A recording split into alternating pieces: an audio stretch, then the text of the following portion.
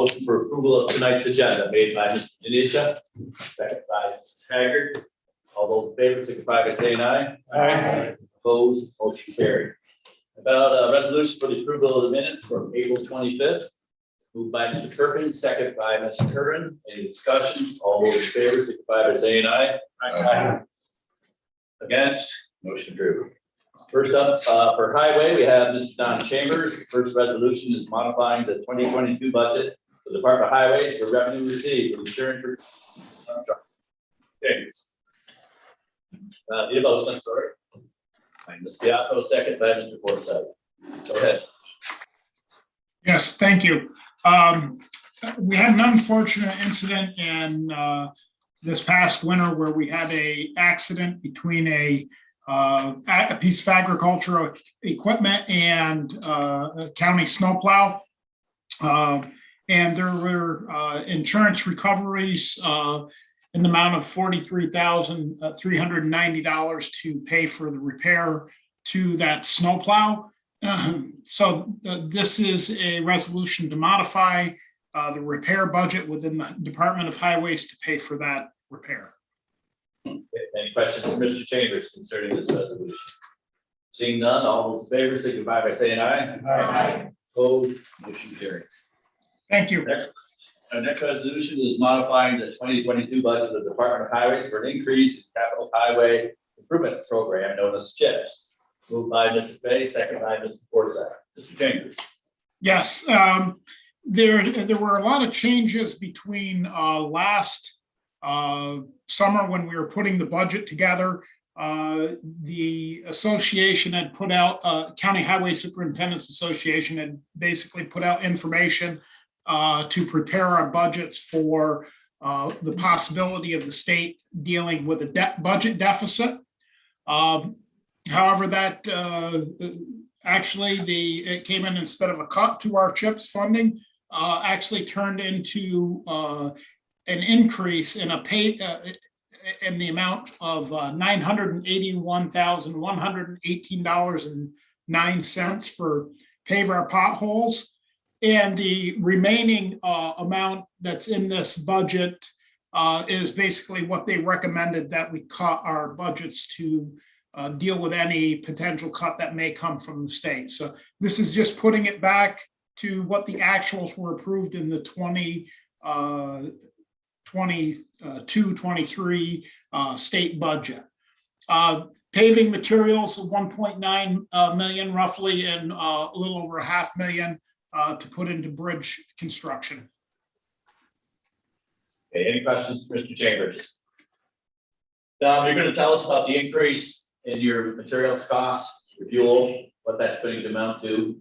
Yes, sir. Basically this last month alone, the asphalt adjustment between April and May roughly meant a 10% increase in asphalt costs in 1 month. Speaking to some folks inside the oil industry, telling me to expect a similar 10% increase again between May and June, and hopefully leveling off somewhat toward the end of the summer. However, with that being said, the paving list that I have already presented is likely going to need to be reduced by at least 3 to 4 miles to accommodate the increases in oil to remain in budget. Thank you, Don. Any other questions for Mr. Chambers? Seeing none, all those in favor of the resolution signify by saying aye. Aye. Opposed, motion carried. Thank you so much. Thank you, Mr. Chambers. Next up is our treasurer, Renee Cole, and the first resolution is adopting mortgage tax report. Moved by Ms. Curran, second by Mr. Sheridan. Let's go. Thank you. Can everybody hear me? It's been a long time since I've been in person, so I'm not sure I have this on red. Okay. All right. So this is a semi-annual resolution. It allows our office to distribute the monies that is collected by the county clerk that are due to the towns. The county clerk turns the funds over to my office monthly, And twice a year, she submits a report to the state for approval, and upon approval from the state, we submit this resolution for your adoption. This represents October 21 through March 22. Any questions for county treasurer? Seeing none, all those in favor of the resolution, signify by saying aye. Aye. Opposed, motion carried. Next up is a discussion led by Renee and Deb on the 2021 unaudited results. Welcome back to. Thank you. We just need a second to get set up. Can you share them? Okay. Everyone has a copy, right? Yes.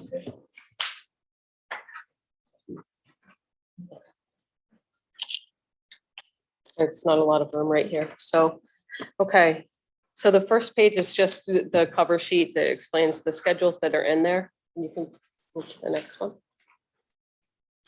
And this first sheet is the funds, general fund, county road, road machinery, liability and casualty. It is the fund balances from 16 through 21.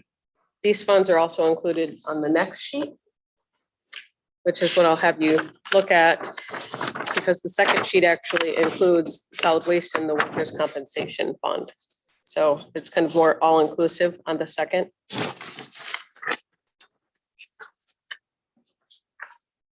So typically at this part, we talk about the year-end fund balances and we compare them to the prior year.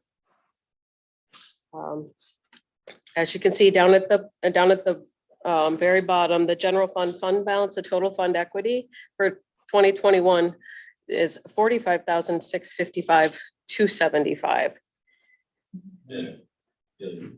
million. Yes, sorry. Yeah, it's a big number. The difference from the prior year for that is over 12, it's an over $12 million increase. I'll kind of break it down a little bit for you. Reserve balances are similar to the prior year.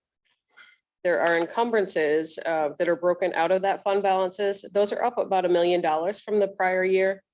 This represents purchase orders that were placed in 2021 that were not received in 2021. And out of that number, buses that were ordered by the planning department represent about 957,000 of that 1.4 or the $1.1 million change. But the 1.4 million that is in the reserve for encumbrances is almost $1 million in buses. I think there are a couple sheriff's cars as well. It's mostly all equipment that was still outstanding. And I believe that's because of the lead time in getting some of the equipment that's been ordered. The unreserved, unappropriated fund balance, the number that's 11,005,939, that was the increase, was 11 million, sorry, 5,999. There were 14 departments that underspent their revised budgets, and that underspending amounted to over $13 million. 9 other departments that weren't included were overspent by 562,000 in total. So it's very minimal overspending compared to how much was underspent in the majority of the departments. We'll go into more detail in the department performance report in a few minutes when Deb takes over. But generally speaking, personnel, equipment, and contractual expenditures were all under budget to the tune of $9.5 million, and revenues outperformed budget by 8.9 million. On the other hand, benefits exceeded the 21 revised budget by 5.9 million. So there's a lot of moving pieces to come back to that $11 million difference. We'll move on to the next change in fund balance is your county road fund balance. It ended at 547,000. That was a decrease of a little over $2.5 million. The county adopted resolution 184, 2021 and 287, 2021, as well as resolution 53 of 2022, utilizing highway fund balance to acquire land and construct a decentralized highway equipment and storage operations center in Potsdam. These 3 resolutions totaled $2,743,750. So there were other resolutions that as well that used fund balance. Some, I think, contribution towards some small highway projects, bridges or things like that. But there was almost $3 million in fund balances that were appropriated in 2021. The next fund was road machinery. That ended the year at actually a little bit upside down at 104, negative 104, $104,072. The county adopted resolutions appropriating fund balance of $4,287,000 from the road machinery fund last year. Resolution 335 of 2020 modified the 21 budget to purchase $2.5 million in highway and street equipment. And resolution 287 modified the budget for the acquisition and construction of the Potsdam outpost. So those were some big decreases in fund balance last year. And I'd like to say that these three funds, general, county road, and road machinery, keep in mind that general fund, the tax levy every year, funds the county road and the road machinery. So any excess left at the end out of operations at the end of the year will stay in the road machinery fund balance and the county road fund balance, which is our intention. However, we build those up so that we can also use them, but they're funded by general fund tax dollars as well. So if you take those three as a whole, the 12 million plus the two decreases, you know, it was really a $6 million change to fund balance between the three funds. So the next three funds that are on the list, there was a slight increase for liability and casualty of $11,663. That was the result of their operations for the year. Solid waste is currently showing an increase in fund balance of $383,242. That is also a result of operations, and the self-insurance fund saw an increase in fund balance of $350,551. So I'll note that the external audit is scheduled to start in June. They come in June every year. So these numbers are not final. In particular, the last two, solid waste and self-insurance, we are always handed OPEB and pension entries by our auditors when they get here. So those numbers always change to some extent, but any of these numbers could change because they're unaudited. So I'd just like to point that out. Is there any questions on the fund balance so far? Okay. Then we will move to the next page. So this is the general fund balance sheet for 2021. The left-hand side is the assets and the right hand has liability and fund equity. This is for information more. We'll move on to pages 4 and after that 5, but this is the comparison year to year. So page 4, it has assets at the top and it compares 2020 to 2021. This is where I need my notes. So forgive me.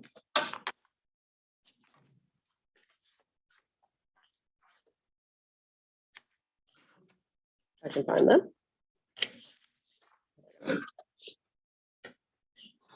So I don't want to go line by line with this because we could take all night probably, and you have some other things to do.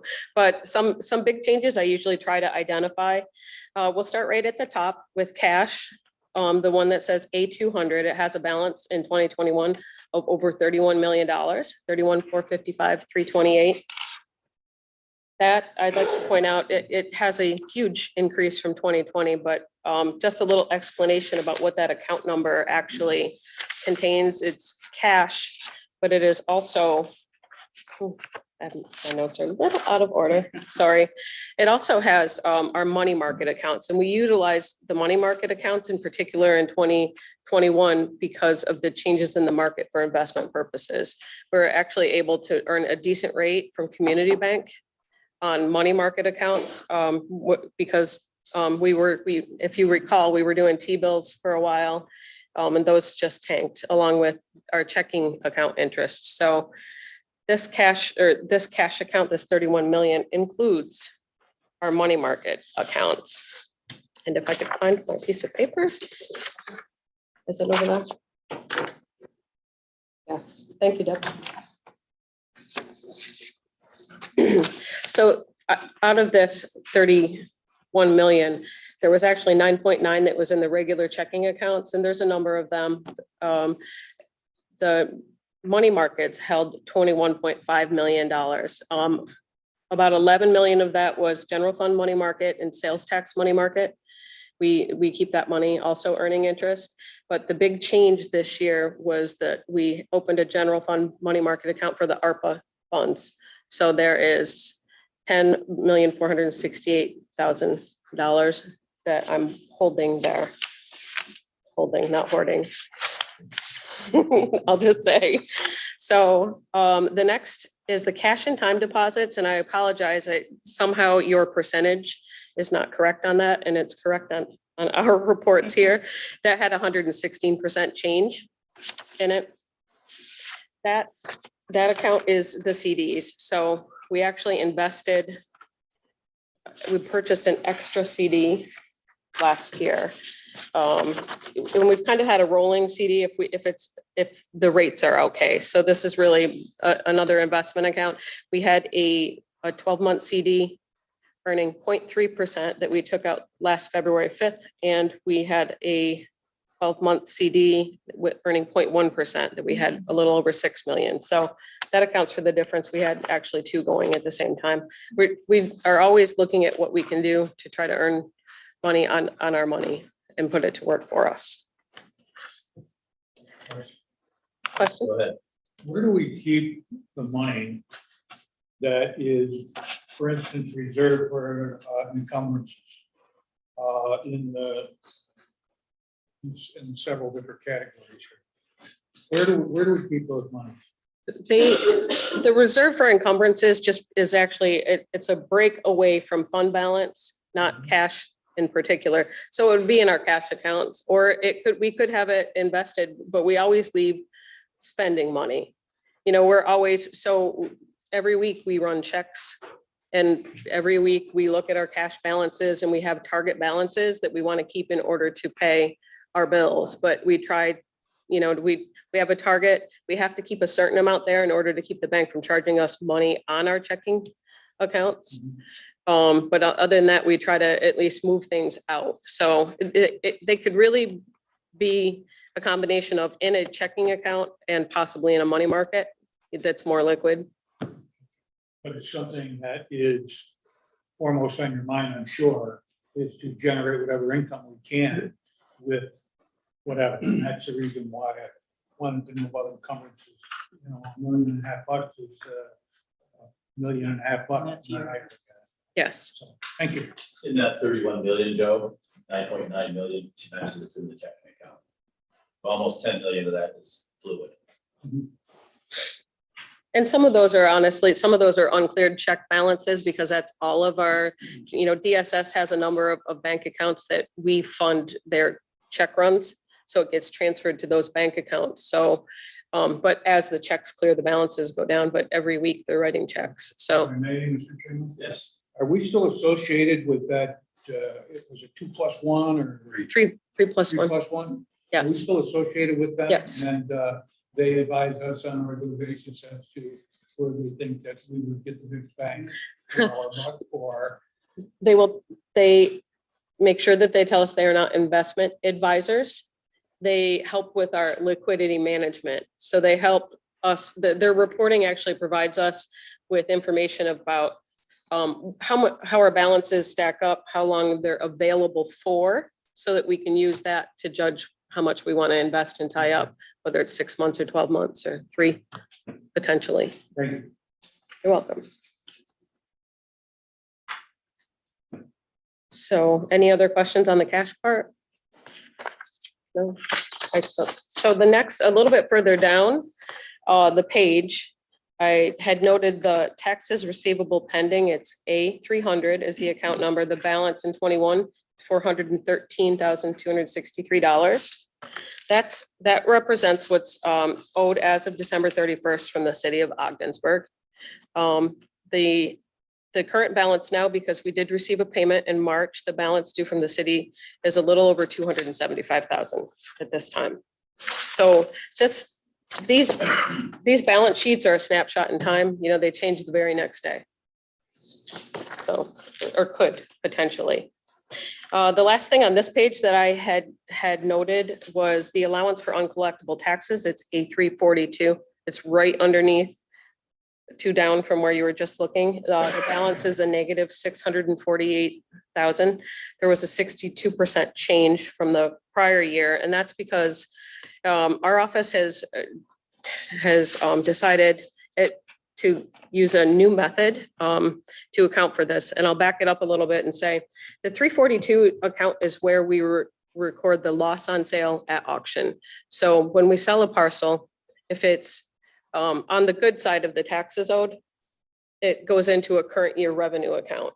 And if it's a loss, if it was $100,000 in taxes and we had a $5,000 winning bid, 95,000 write-off that year. And it gets put against this 342 account. And at the end of the year, we true up that balance to set us up for the next fiscal year. It's just an allowance because we know we're not going to receive every dollar of taxes that we bill. So this year and going forward, we're going to use a 5-year average versus using a $400,000 flat allowance. That 400,000 has been here since the beginning of time, I think, looking at it, and there was really no basis for it. We think using a 5-year average of what we write off in taxes is a more appropriate method. So that's that change. Any questions on that? Okay. If you could change then to the next page, Dylan, page 5. So everybody on the page, it says liability and fund equity.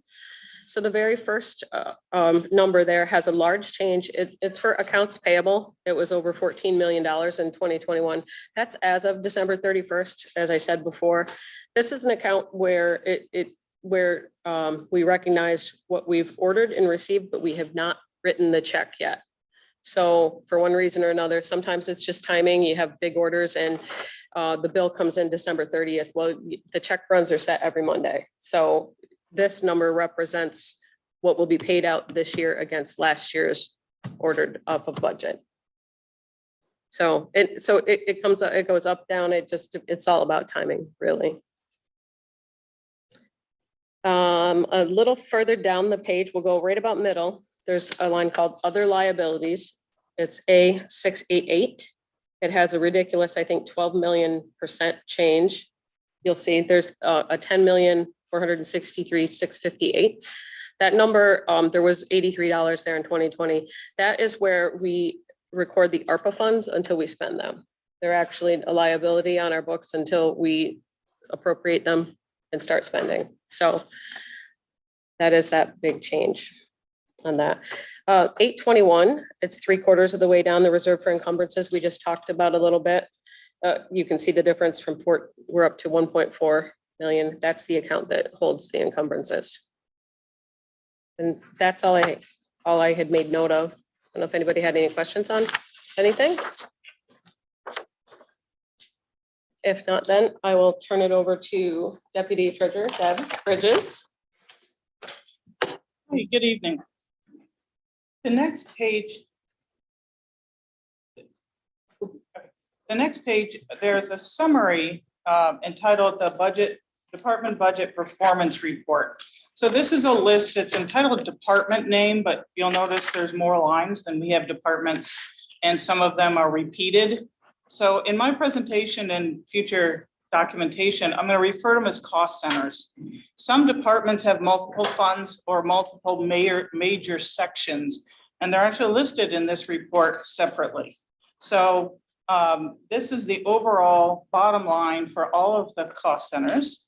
And the top section is everything, general fund, county road machinery and liability. The solid waste and county attorney self-insurance is listed separately as their enterprise or standalone funds. This report, the summary does not include the capital projects. They're budgeted in other departments and transferred there, so we don't want to duplicate, or the NIPA payments or WIOA, who is not included in our budget. So if we change the next page, there's 9 pages total. This is the department summaries in detail. You can go through by called category, salary and fringe, equipment, contractual, everything other than personal service. That is, and fringe benefits, as well as debt payments, transfers in between funds, and some different things. You'll see that the overall results are 7.4 million roughly to the good. And it represents almost 16 million less than the modified budget.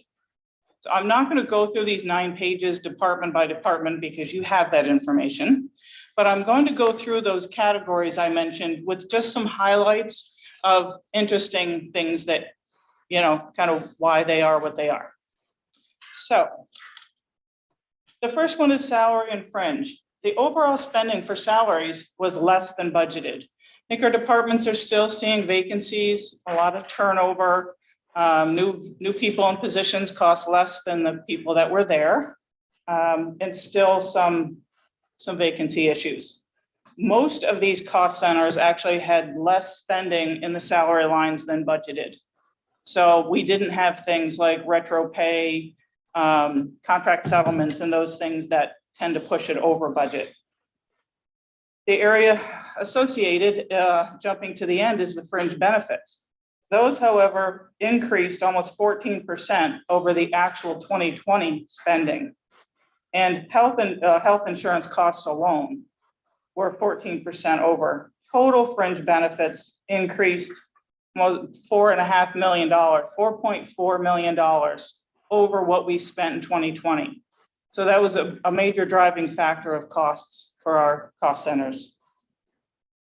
For the equipment area, overall purchases were 1.2 million, or 18% less than budgeted. And I did want to point out one number on this report is the equipment line shows a difference from modified or unspent of 2.6 million. This does not account for the almost 1.5 million that were rolled to 2022 as an encumbrance. And it seems like the encumbrance process is kind of on target this year, but it's difficult to see it because it looks like it's not spent when it really is. It's just going to be spent out in this year. What happens with encumbrance just in general is the budget goes with it. So the budget for 2022 was increased by those amounts because it's using the money from 2021. So that's, encumbrances, almost 60% of our encumbrances this year were equipment. And that's unusual. As Renee mentioned, it was just hard to get anything. And I think the deliveries are really behind in all areas, including equipment. So the contractual lines, the 400s, they were almost 8.5 million under the modified budgeted amount. That's about 6% that went unspent. 9 of those cost centers listed on the summary only used 85% of their budgeted appropriations. So they didn't spend, they underspent by 15% or more. And that includes public health. So it may be a lot of factors. It may be added grant funding, changes throughout the year. It doesn't mean they didn't spend, maybe they spent somewhere else. So it's still underspending. And it came out to a savings of about 2.6 million compared to what was budgeted. And also the contingency account that's set up each year had a remaining unused balance of about 850,000. So that's a good for us. Revenues also this year, contrary to last year, overall revenues were over budget by about 2%. So that's about $4.8 million that we received in revenue that had not been budgeted in the modified budget. COVID funding accounted for about just under $1 million of that, about 400,000 to the bus program, about 400,000 to public health, and the Office for the Aging about 100,000. About half of the cost centers had more revenue than budgeted. It may have been kind of a catching up. We do try extremely hard to record revenue in the year matching when it's spent, but some of the funding sources come back and cover some losses. So it is understandable that sometimes the revenue is going to be more than you planned. county clerk, excuse me, the county clerk had over 470,000, 9.6% over the amount budgeted. This is a vast difference compared to 2020, when they were about 8.5% less than budgeted. As we know, 2020 was not a good year for the county clerk, and this may be what we're seeing is making up for that business, that things were just delayed and now playing catch up. But it certainly helped the bottom line. Investment earnings, however, were down more than half from the year 2020. Rates dropped, options were not available, and that was about 150,000 less that we earned in interest earnings, and they are coming back, and we're doing our best to get it back out there in the most advantageous places that we can get to. If I can interrupt for a minute, because I did have that when I was discussing cash. Just this year, what Deb was speaking about with the investment income, as a short brief update, in March of this year, we took out 10 different treasury bills, are looking good again. We did a mix of 12 months and 6 months to keep the cash. We typically don't lock it up for more than 12 months at a time anyway.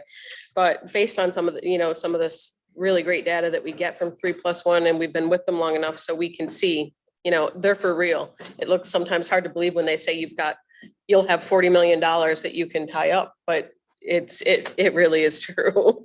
And they're using our data to give us these reports. It's great reporting.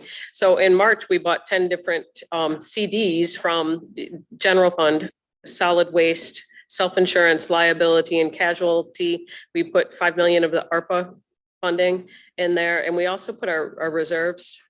We took some of our reserves that we have also to earn some money for those, but we invested 29,497,000 that will pay us over $252,000 in 6 months to a year on all of them. So it's turning around.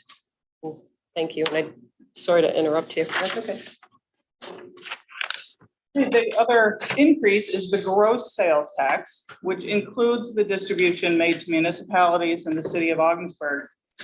That for 2021 was 16% higher than 2020 calendar year, or about 9.4 million. So that was significant. Not that we had it completely for us, but it was still a big boost for us. So the bottom line, net county cost, as I said, was almost 16 million less than budgeted. 19 out of those 28 cost centers had a county cost that was less than their modified budget. The other areas, primarily, it was the increase in the fringe that made them not have a drop in their county costs. Some did see a slight drop in revenue, but the fringe rates really were the driving factor. Social services was actually 7% or 2.3 million less than their modified budget. This is in contrast to about 15% less than their 2020 actual cost. So it does show the differences in that large department can be significant. So overall, appropriations were down 4.6%, or about 9.8 million, and revenue was up 3%, or about 7.9 million. So those in both good directions, you obviously see the good result. Any questions on the department or the category specifics? The idea of the fringe going up, I think we use 58% when we fill vacancies. Should we do that, look at that, change that, if that's going to be the new trend, or?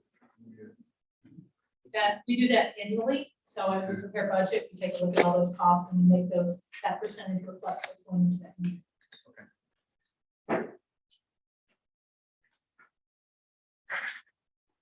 Anyone else? Okay. Sarah? That's everything for me. Did That's you it. have anything else? Oh, just at the very end of this, and I won't go over them, but I'll just mention that there is a breakdown of the miscellaneous reserve accounts. These are the ones that we don't necessarily, they're done by resolution, but this year there was a change. We added the trail, the recreational trail fund. You'll see that there is $40,465.63 as per the resolution. So out of the results of 2021, we've put this in the reserve for future use. And the very last sheet is the reporting on the tax rate collection, the tax collection rate for property taxes, a slight increase. And actually, that's actually supported by some of the numbers in the balance sheet. Last year, people paid their taxes. We had less outstanding for villages, for schools, all the way around. So the collection rate went up. That's good news. And that's all I have. Okay. Just on that last page that Renee just mentioned, I wanted to point out before our presentation, that had been with us for in excess probably of 20 years. You may recall with the Ready project, those funds were used as a 10% match. So that has exhausted that reserve. Also, the most recent 2019 self-insured reserve is reported there. The balance sheets reflect the other two reserves, the employee accrued liability and the capital reserve. So I just wanted to point those out later as well. These are also represented on the balance sheet. It's the breakdown of that 899 if you wanted to look at it, but this number should match what's in those as well. Great. So I think it's important to note, if you looked at the second page in on the unreserved unappropriate, we're at $37 million. So I think it's 37,700,000 would represent 15% of our $260 million budget. So we're right about where we should be. Great. 37,440, so we're short 400. Anybody else? Okay, well, thank you very much. So, Mr. Forsyth. Before you leave, on sales tax. And I meant to send it today, but we literally finished working on this right before. So far it is, I will send you a final quarter and then I can send you this month. I'll get that out to you tomorrow. I apologize. The first quarter was, if you give me 1 second, I can tell you. Let me go at it this way.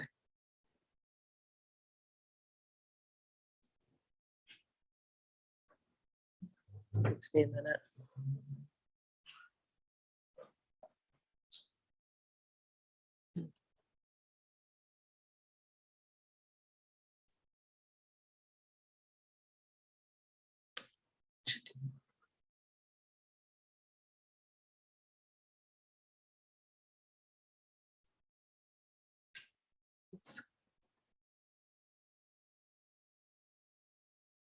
Want the full detail. Sorry, I opened the wrong one. Where's full detail?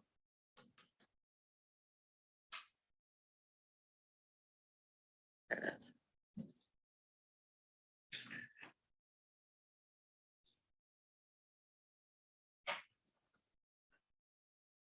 The first quarter, we were up 12.25% over last year for sales tax.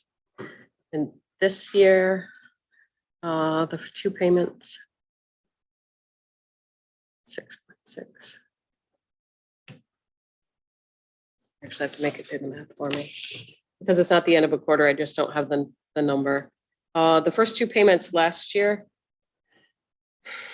of this quarter were $4,875,000. The first two of this year are 6.6 million. So it is up for the first two.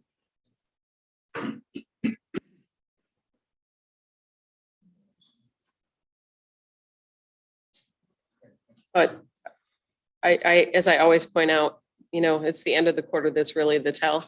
They're prorating it based on overall receipts statewide and using last year's distribution. So, New York City could be earning an awful lot more and maybe not getting their share right now. It could hurt us later. I don't know. It's sales tax is just so hard to predict. So I think people are feeling free to travel, move around, get kind of money. That sales tax.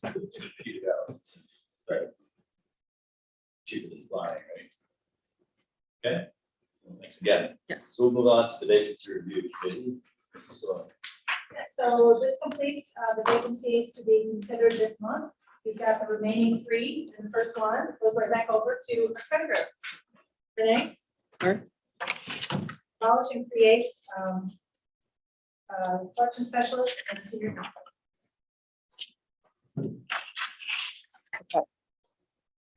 So I have someone retiring in our payroll office. She's actually been in our office upstairs in taxes and went to payroll a couple of years ago. But her title was a collections specialist. And we felt a senior account clerk is the right position for that office. And we'll be able to cover some of those duties that made it a collection specialist by our principal account clerks that we have in the office. So it's therefore the abolish and create. That said, it's a critical position for the payroll office. This person does the entering for all of the payroll changes every 2 weeks, adding all of the new employees or taking people off payroll, updating deductions and payments. They do the pay code updates. They research wages for retirement calculations. This person helps verify payroll entries and other payroll duties as assigned. They're always the kind of the first in line on the phones, or if people come into the office to kind of run interference on, and answer the easier things to free up the time for the chief payroll clerk as well. So it's critical to meeting the demands and the deadlines of the biweekly payroll. Any questions for Renee? Next one is highway. Don is still with us. We have 2 positions to request for consideration. Don? Yes, thank you. The first position on the agenda is the Assistant Civil Engineer position. This position was vacated by a county employee that went to work for another municipality. This position is responsible for doing a lot of our in-house survey, drafting, and traffic counts, a variety, working on driveway permits, just a variety of items that need to be accomplished within the department. So it's a crucial support staff position that's necessary within the department. Any questions for Don? Okay, guess not. Move on to the next one, Don. Yes, thank you. The next one's the Field Operations Coordinator. This position actually primarily acts as like the clerk of the works type of a position on federal aid projects. We've had a person in this position for, this has been in the budget for over 20 years. The county has been very successful with bridge funding, and the state appreciates us having this position in-house that saves the county and the state funds rather than hiring a consultant to provide this service. This position does generate revenue because they charge their time to those projects. Okay, any questions for Mr. Chambers? No. Okay, thank you, Don. Thank you. Appreciate it. And the last item we have under vacancy review is for the WIOA program for the One Stop Career Center. And I believe Barb is with us. Go ahead, Barb. Hi, good evening, everybody. We are looking to abolish our principal account clerk position and replace that person with a senior account clerk. Currently, the principal position is not filled, it is vacant. We are finding that there are restrictions on the percentage of funding that can be used for administrative expenses. And so we think this will give us a little more wiggle room in our budget. As you know, Penny is a one-man band and is taking care of all the fiscal things for WIOA right now, all by herself.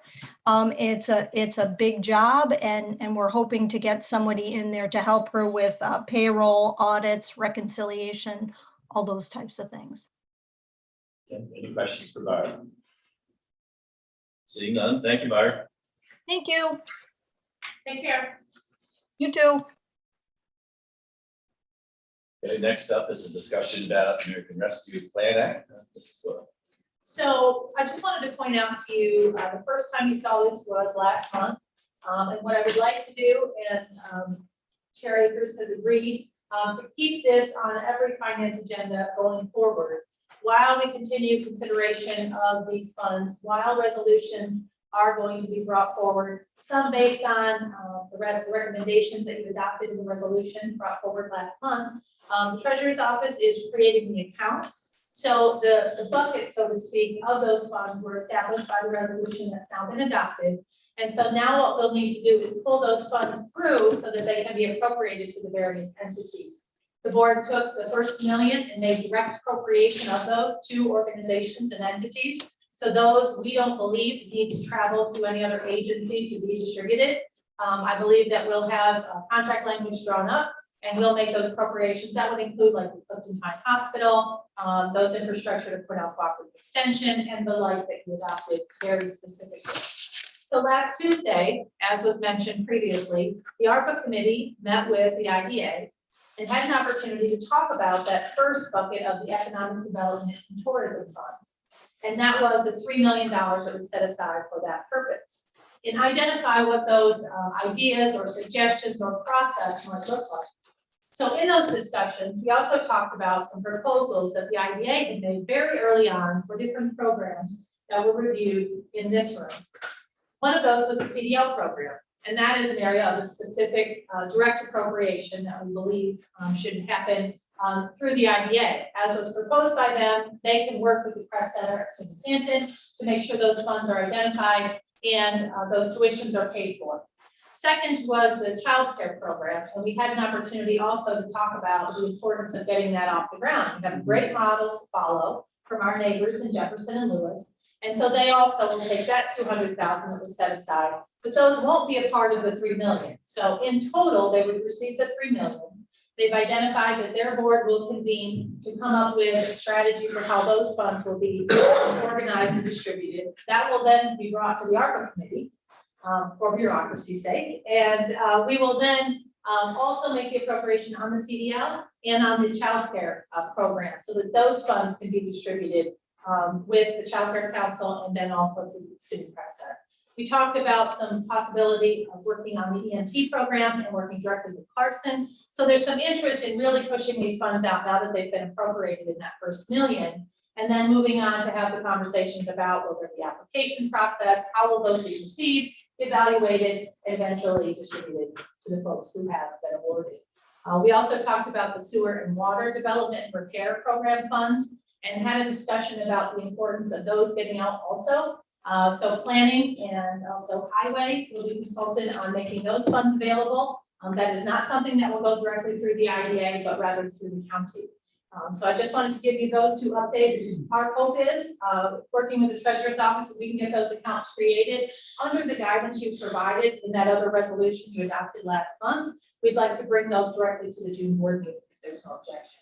Because in 3 of those situations anyway, Cornell Cooperative Extension, the St. Lawrence and the St. Lawrence County Fair, as well as the Clifton Pine Hospital, those are infrastructure projects. We'd like to make sure they catch the season, particularly because some of their projects are outdoors. Are there any questions at this point? Sure. Where is the money going for water and sewer? How is that? That's going to be handled. Through the county. Planning will help us with that, along with some consultation from highway. So the plan, John, the plan, how is it? Is, we met with Jason Fulton, Howard, Ruth, and I on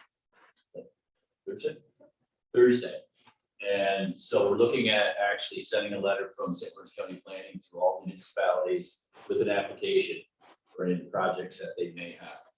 And then those would come back to the St. Lawrence County Planning to be evaluated. That's strictly on water and sewer issues. So every municipality will be notified, including the city, for water and sewer. Thank you. Mrs. Haggard. Thank you, Mr. Chair. This is Doyle. I'm glad to hear that's going out.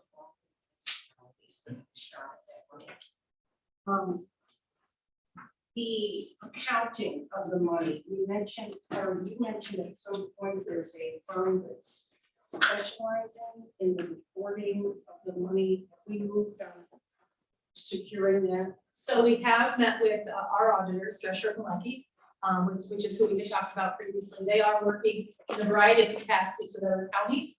And we're looking at whether or not we would amend the current auditing contract that they provide to us for services an hourly rate, or in fact, signing a separate contract entirely with them. So our intentions are to have their help, their consult, and their reporting to assist us. So this takes some of the pressure off the treasurer's office. If Renee can answer. Oh, certainly, yeah. What I think what it will do for us, the way that the portal is set up, there's two of us that really have, and our auditors will not have access to it. I think we're looking at them as more of a resource as what's an allowable use and what category it falls into for the reporting. And if I think if we've talked about structure for the accounts and how to track them best to make the reporting easier, so that we'll be able to extract the data that we need out of Munis, or should I say Enterprise ERP, as they are now labeling themselves. But I don't know that I don't know that they'll benefit us from that, because if we get things set up right, I think, it'll be just as easy for us to pull the information. It's more about help with, is it allowable? Isn't it allowable? Should we move it to, this other budget, this other bucket of funding instead? That type of help is kind of middle of the road, I think, is what we were looking at for service from them. We don't have the expertise on staff, and if the rules change, or if Yes. there are midstream updates that we may not be aware of, they can provide us with that information. Yeah, Drescher and Malecki have been on this from the very beginning. This is part of the process. They work for several organizations, so they've been studying that as the rules keep changing too. So, Okay, thank you. Mr. Forsythe. Question for Renee. You said earlier that we invested 5 million of 10 million. The ARPA funds, Mhm. how long was the term of the investment? When we started, how long was it? I believe we did 6 months and we did it in March. Okay. 5 million. We got 5 million available, and then the Yes. other 10 supposed to come somewhere in June. So other people are saying, I- Yeah, the 10, we've just received our first communication about Yeah. the second tranche, which would be the balance of that 10.4 roughly. when we're talking, And it's usually within about 60 to 90 days following the acceptance of those funds coming in. The specific projects that we listed, like the CDLs, the EMTs, that's about $1 million, all those together. So we would have cash To do that. to write those checks. we got all 4 million aside. Correct. Anybody else? John, Mr. Burke? The EMT training. It's great cause. I guess I've heard that state reimburses for that. Yeah, so how it is now, and I gave and actually talking, because I didn't know about it, John either, I was talking to a rescue squad member in Washington, and they said, well, the example is we may send 3. And actually, Matt Denner said the success rate or completion is 70%. So we may have 2 out of the 3, as an example, hypothetical, would actually pass the course. So in that case, the rescue squad in Washington would get reimbursed for 2 of those individuals, but not the 3rd. But the problem is that maybe out of those 2 individuals that completed the course, maybe only 1 is actually willing to serve. So the idea, and actually this answers Nicole Turbinelli's answer questions about how the money will be distributed. Ruth has suggested that maybe what could be done is there's accounts at Clarkson, the money could be sent to them with the definition being that this tuition would go to a St. Lawrence County resident that is intending on remaining in St. Lawrence County. So it wouldn't be, say, Messina Rescue or Waddington Rescue or Canton Rescue or whoever competing, competitively for those funds. So that remains to be seen, but it'd be first come, first served. You probably have not had a chance to have dialogue with Clarkson, but it's similar to the CREST thing with the CDLAs. It's good. I just wanted to make sure we weren't funding anything the state's funding.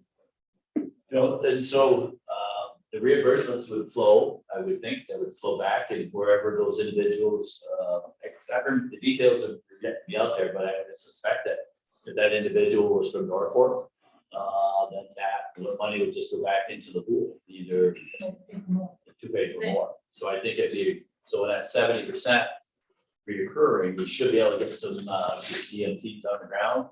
And there still would be monies that just at the completion rate of 70%. We'll have those monies that'll contribute for a little bit of time beyond that initial allotment.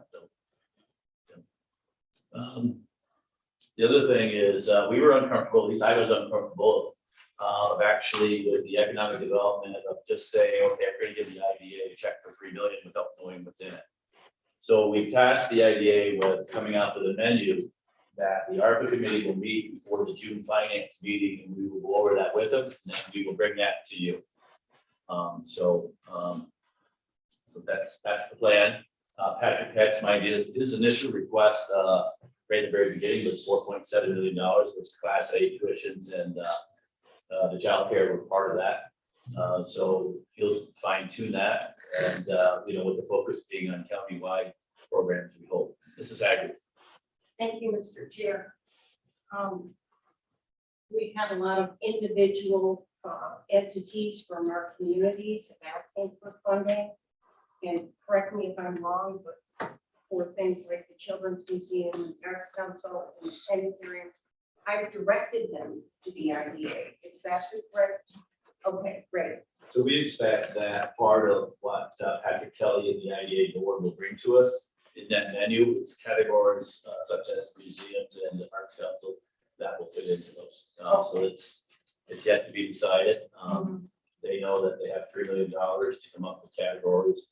Patrick Kelly gave a few examples, 200,000 here for this, 200,000 there for that. So we're anxious to see, like we'll meet, like I said, we'll meet the week before the finance meeting, the ARPA committee, and we'll go over it then. And then we will bring all of that to you. So for yes or no, I believe there'll be a resolution vote on that. Okay. Any other questions about ARPA? Okay. So in the best of scenarios, we'll have the accounts created at least that first $1 million that the board has already made appropriation and identified amounts. We have next week, as you will remember, Memorial Day, there's no meeting. So we'll be working to get those resolutions prepared and hopefully in your packet for June 6th. Okay. We'll move on to the county administrator's report with Bruce Doyle and the first resolutions for claiming June as dairy law.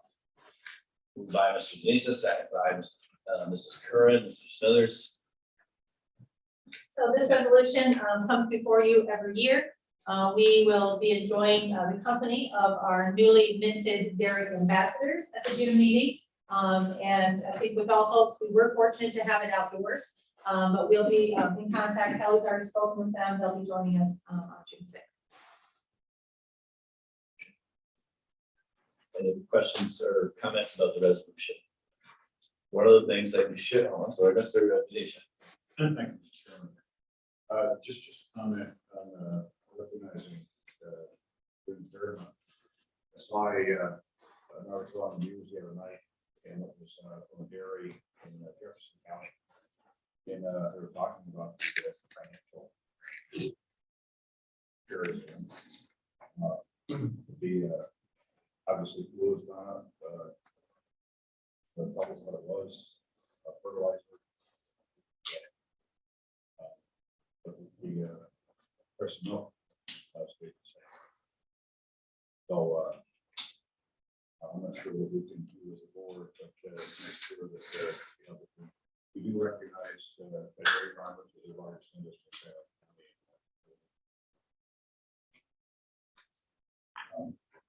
They are having a tough time. Milk prices up, but inflation is eating most of that up for sure. Yeah, supplies are hard to come by. One thing that we should know, it should be in the resolution, there's a multiplier. And I've heard as many as that dollar amount being rolled over 4 times to 7 times. So it has quite a bit of economic activity with it. I am concerned about solar. Take a lot of this land. And I think that that will play a toll on the amount of money that's being generated by dairy in this county. As I see more and more acreage, the average age of a farmer is about 64 years, of a dairy farmer here is about 64 years of age. So it's going to be some changes, and I think if you look at the economic multiplier of solar panels, it's going to be very limited as compared to buying White Paps and shovels and forks and feed and fertilizer and puts in the labor part of it also. This is accurate. Yes, I noticed in the resolution that, the grade is not reduced. They moved it this year. They moved it? They did. Okay, so it's not like in a couple of weeks. No, typically what? They moved it to, I believe, the middle of August. I would find that. Thank you. In the resolution, it said the 13th, 14th. Yeah. Okay. Okay, any more questions or comments? Seeing none, all those in favor of the resolution, signify by saying aye. Aye. Opposed, motion carried. The next resolution is authorizing the chair to sign a lease agreement with the Children's Home of Jefferson County for office space at the Human Services Center. Moved by Mr. Smithers, seconded by Ms. Curran and Mr. Perkins. So this resolution comes before you with a one-year request. And that is as a result of, essentially, as you look at the resolution that set this in place was 10 years ago. And there's been a number of conversations over the years with this organization who was brought in to take care of foster care for St. Lawrence County. And in doing so, they had some plans at the time when they came in. They just needed a place temporarily to stay and to cultivate office space, depending on what the needs were.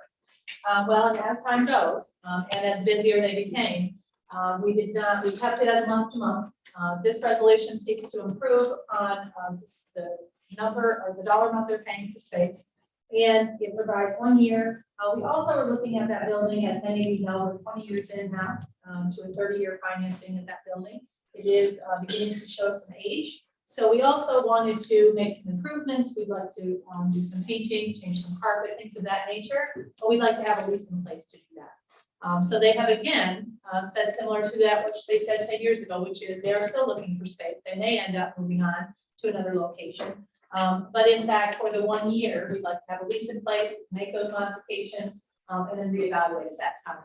And if any of you are not or may not recall, they are in the space adjacent to the DMV at the Human Services Center. So they occupy a space that was originally, I believe, constructed for the IDA, but they left around 2010. So this would give us 12 months with them with a lease in place. Mr. Burke. Are they using that space just for foster care? I believe they offer a number of services there, including mental health. They are doing I that? believe so. I believe they have a license for that. I'm not sure how much business they have in that location, but I believe that was a concern a couple of years back, if I recall. That would be concerned for me. Any other questions for Mrs. Doyle on this resolution? Seeing none, all those in favor, signify by saying aye. Aye. Opposed, motion carried. Next resolution is setting a date for public hearing on proposed local law B for the year 2022, setting salary for the county historian. Moved by Ms. Fiacco, second by Mr. Forsythe. So this resolution comes to you as probably now about an 18-month process. You may recall that we have separated out the executive director of the Historical Association from the obligations for the historian. And I'm very grateful the board has supported bringing this historian role more in keeping with the direct county function. So the Historical Association continues to serve and be funded by the board in an archive capacity. And they certainly provide exhibits, and they have a very nice setup for that just down on Main Street here in town. However, bringing out the historian has also allowed us to look here on campus and to really focus our efforts. You'll remember last year we started the work necessary for the designation of the historical district. We've gone some distance handling the sheriff's house, and we continue working to improve upon both our knowledge and history around the campus here. So in looking at how, in fact, originally we talked about this being a contract, much like our trail coordinator, and in looking further at this role, it is one of 5 statutory positions in the county that must be an employee. So in doing so, local law, much like my position, much like the county attorney, county highway superintendent, and I am neglecting the 5th. Those positions, the salary needs to be set by local law. So you had agreed on the 10,000. I will note that the county historian has been instrumental in our celebration of the 220th anniversary that happened on March 3rd. We have now also designated County History Month in November. So she will also be organizing activities around that time, and a number of activities working with the local historians, which we didn't necessarily have the connection that we could have with county government. So I'm happy to report that a lot is in motion, certainly continues to be evaluated. And my hope is that you'll support this resolution in a public hearing to be set for July. Okay, any questions? All those in favor, signify by saying aye. Aye. Opposed, motion carried. The next resolution is establishing a standard workday for New York State retirement system reporting purposes. Moved by Ms. Curran, second by Mr. Perkins. So I believe this resolution should be well acquainted with at this point. We have to pass them following the beginning 90 days of a new term associated with elected officials in St. Lawrence County. Once it's adopted, we also post it on our website. We do have 2 identified here, a district attorney and a coroner. And then certainly next year, we will bring all the legislators and the remaining positions. I think the other 2 coroners are up for election as well. So these are some resolutions you see with some frequency. Any questions? All those in favor, signify by saying aye. Aye. Opposed, motion carried. Next resolution is modifying the 2022 budget for the county administrator's office for the purchase of a tractor for the St. Lawrence County multi-use trail system. Moved by Mr. Burt, second by Mr. Arquette. So this resolution comes to you with the Trails Advisory Board's recommendation. Certainly Legislator Arquette, if you'd like to speak to this. We have the funds available out of the trail fund, certainly right in line with what was intended, out of having these, instead of coming out of taxpayer dollars, these are out of trail pass purchases. So this is exactly what the board intended when the trail fund was set up. Legislator Arquette, if you want to add that at all? Thank you, Ruth. Thank you, Mr. Chairman. And Ruth said it all. There's, the money's being generated by the user group. So, it's not taxpayer dollars, although most of the users are taxpayers. But as recently as a couple of weeks ago, we had a work bee, where we had volunteers bring 5 or 6 tractors on the job, their own personal tractors.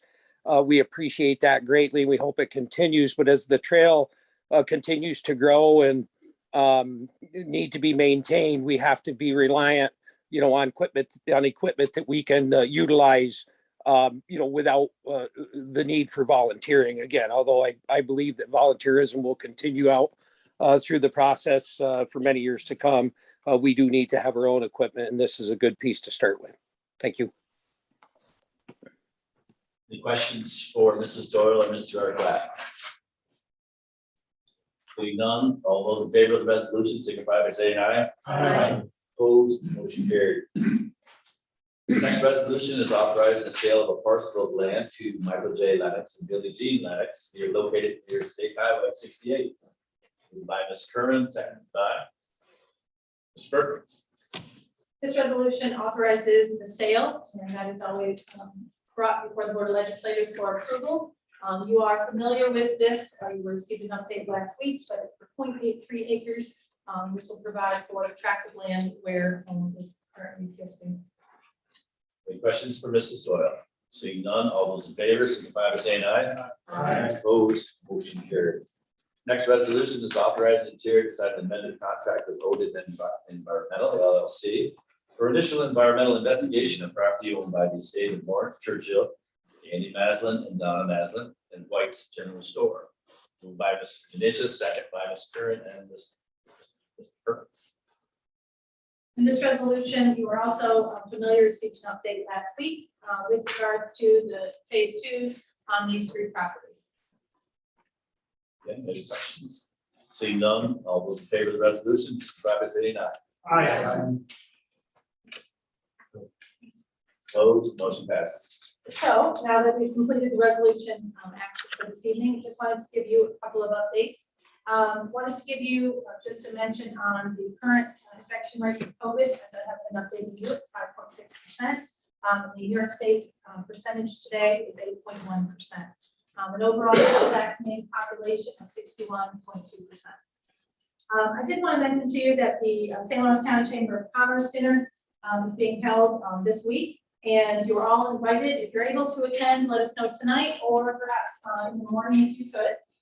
There are tours provided at 4:30 on Wednesday, 5 o'clock happy hour, and 6 o'clock dinner, awards, and presentation. If you haven't been to Pickens Hall, it is a sight, so you should definitely make the effort. Let us know. We have reserved a table there for legislators who'd be interested in attending. I did just want to take a second to let you know that budget preparations are underway for 2023. So we do not rest on our laurels. We get right back to it before even our auditors have arrived. But I did just want to thank Treasurer Cole and Deputy Treasurer Bridges for pulling this together. They've had a very busy month, but it's very important for us to stay on our schedule. Of you hearing this in May at your finance meeting. You're familiar with the department summary and the category summary that Deputy Treasurer Bridges went through, because that's what you see on a quarterly basis. And in fact, that is where the model came from when we started providing those reports. So it really keeps some synergy between what you see at year end and what you're seeing on a quarterly basis. And we also try to make sure that you can see those departments like the county clerk, like real property, where you've got an abundance of revenue coming in disproportionate to when the spending takes place. So that doesn't really tell the story unless you see that category breakdown. And a number of other departments fall into that as well. And certainly as qualified by our treasurer, that is all subject to our auditor's review. But I did just want to say that the June finance meeting, following direction provided to me in 2018, when the first two reserves were created, that was the employee accrued liability and capital reserve. I will be bringing a recommendation to you for where fund balance should be split up in terms of those reserves.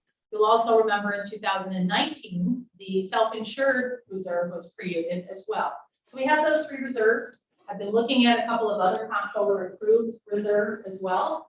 And not to mention certainly the attention that's needed on our roads and bridges. So I would like to just take a second to talk to you about those reserves. And what we've determined to do with fund balance.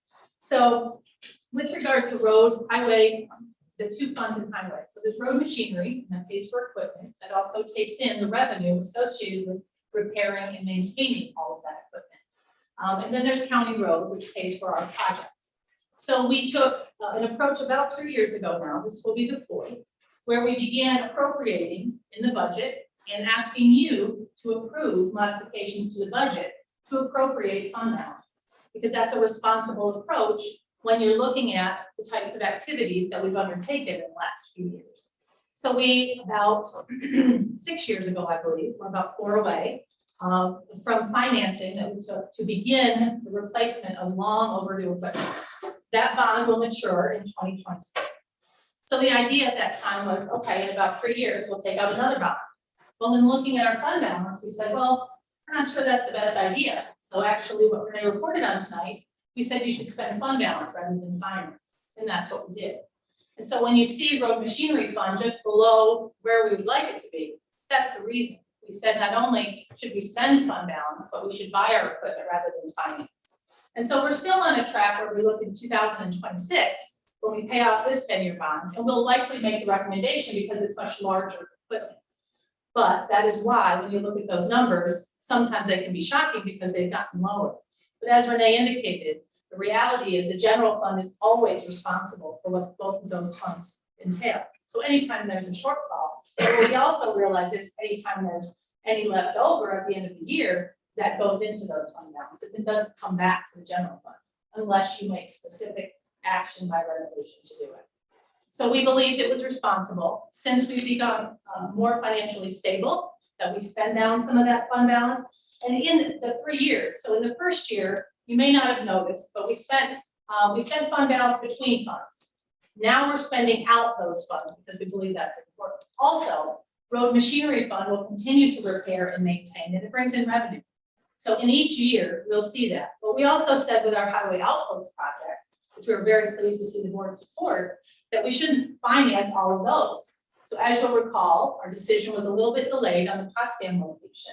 So we financed Russell and we financed Lisbon, but we're paying cash for Potsdam.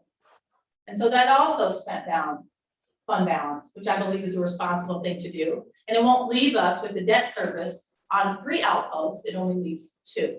So I think that is a responsible approach, and we've been very careful with that because we haven't been stable for very long. But looking at those road funds, we also know in each year, those of you who've been around a while may remember the years where our highway budget was about 1/3 to half of what it is now. We got real big in federal highway projects, and we got real big into some of those paving, receiving funds from the state when they redistributed, when other counties couldn't use those funds. And that has yielded benefits for us and continues to. So in looking at, in June, I'll ask the finance chair to hold an audit committee meeting. I'll be talking with the treasurer as required by resolution, but also because it's a good choice and we have good conversation and debate about what those reserves should look like. I'll be looking at, as I mentioned, a couple of other reserves for you to think about. But also there's a gap you heard in that resolution tonight because of the cost of paving that we may have to reduce our miles. We may want to think about putting some money into those miles and making at least ourselves whole and maybe consider going a few more miles. We may want to look at some additional bridge work and take that seriously and see how much more we can accelerate the schedule based upon the work that's needed. So it isn't as though there isn't a place for these funds. It is responsible when you're healthy financially to spend down some of that fund balance. So I want you to be aware that's what you're seeing in the documents Renee went through tonight. And that's where we've only been brave enough to use highway so far. But we're looking at this carefully. And if all goes well, we should project that we should be about 300,000 over where we are with unrestricted and unappropriated fund balance and what I budgeted this year, which is 730,000. So we should end up right around 3.7. And that is just over the 3.4. So the 37.4, we should end up 37.7 if all goes according to the budget and where we end the year. So I just wanted to mention to you, we are almost there. I think we have a comfort level in 22, but that also will require consideration by the board of reappropriating those funds. And again, we may want to consider those highway miles and we may want to look at a digital bridge. But we'll bring you recommendations so you can make informed decisions. Any questions? Second. Thank you, Mr. Chair. Ruth, I'm curious, and I don't want to put you on the spot if you don't have the answer, but I'll get it. If I don't. What is our cost per mile? I mean, given the way things are now, I would expect that it was the same because of supplies and stuff like that. But do you know how much would it be to add another? I think you said 4 miles, 3 to 4 miles. I can bring you totals on that. Great, thank you. Is Mr. Chambers with us? You would know.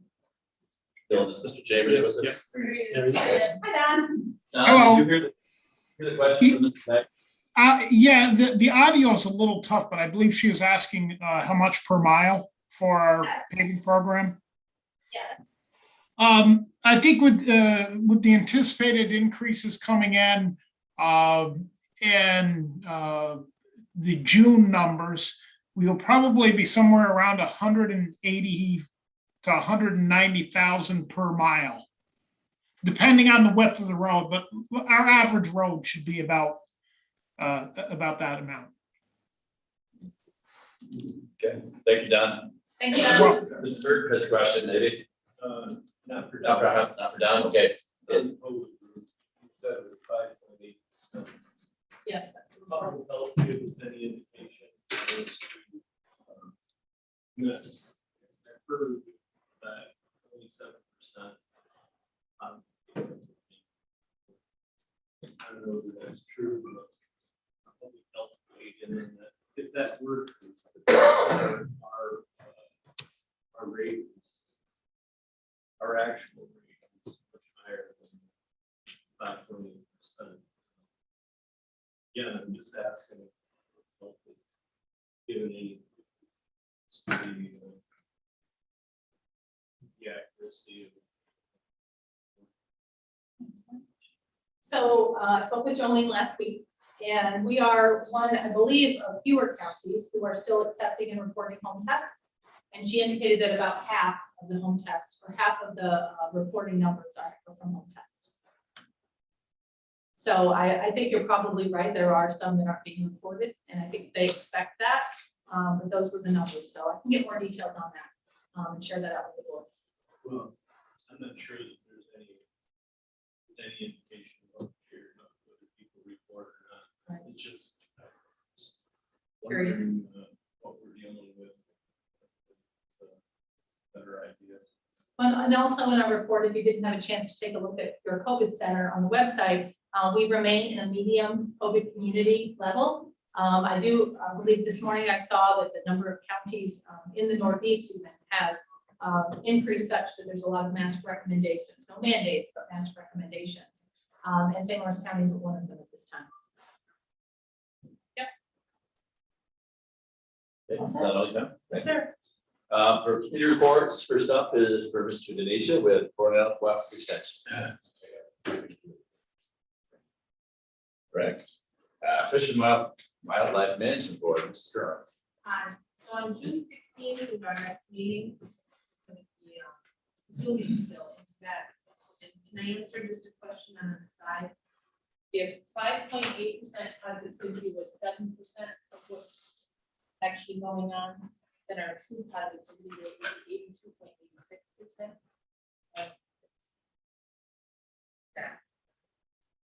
Thank you. Fisheries Advisory Board, Mr. Minelli. I have no report. We have a meeting scheduled for tomorrow. The North Airborne, Mr. Smithers. Just North Airport this week, May 3rd, and they're moving ahead with plans for the fair. Along with other things, still planning on hosting the St. Lawrence County legislators on August 1st, similar to what happened last year for our full board meeting to kick off the fair, which will be August 2nd through the 7th. In regards to the fair, there's been a change as far as the rides go. The company that provides those this year is going to open the rides at 2 p.m. A little different than the past, and they wanted to announce that wristbands will be on sale for considerably less online. Before the fair, they're $25. During the fair week, they're $10 more, $35. Also, there's some events planned. Boy Scouts will be on the fairgrounds in July for a couple of weekends. Well, one in June 9th to 12th, and one in July, the 21st to 24th. And they're making plans to utilize the ARC funds to expand their trailer parking and do some renovations to the youth building. Also, they've been approached about using the fairgrounds for a tent revival involving various churches in the community. And that was approved, and that's going to be held July 7th, 8th, and 9th, and 14th, 15th, and 16th. Okay, thank you, Mr. Smithers. Highway and Solid Waste Committee, Mr. Smithers also.